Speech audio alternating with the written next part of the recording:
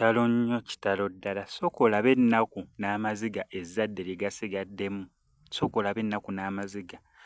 Muwala wa Honorable eyafudde bamuleese e Mulago okubeera nga barisiivinga mayiti ya maama we.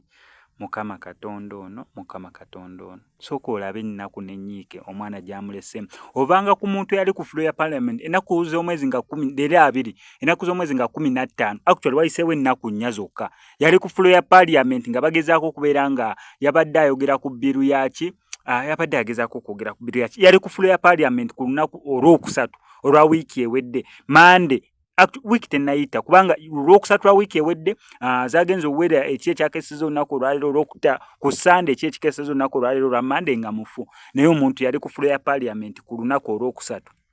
Besides that, okusinza mu sajjale yali nteeketeeke sinti amaze ebbanga ddene nga mulwadde nedda. Omuntu yagenze mu ddwaliro ne bamutreatinga ne bamukebera bulungi nnyo ne bamugamba kati omanyi tugenda kukolako sajjale nga mulamu sinti oba muyi tategeera nedda. N'asindikira abasindikidde Honorable Zaake yagambye mu bamusindikidde message n'amugamba waaye ngenza ku sajjale naye munsabire nga bangi be yasindikidde.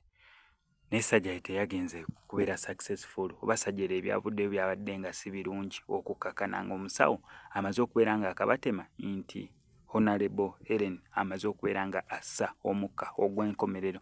Wano ku SMX Media nakusuubiza nti ngenda beera nga nkutuusaako updates ku buli kimu nga bwe kigenda mu maaso nga gwe kyonna okola kiri kimu kyokka kyokka kubeera ng'osubscribinga onyige notification bell eyo ebisigadde ogenda beera ng'obitulekera byonna tujja sobola nnyo okubeera nga tukutuusaako updates. Nkugambye kola kintu kimu subscribinga, nyiga notification bell ebisigadde obitulekere buli kimu kirina sobola bulungi nnyo okubeera nga kikutuusibwako nangeri yonna yonna enteekateeka z'okuziika nga bwe zigenda okubeera nga zigenda mu maaso.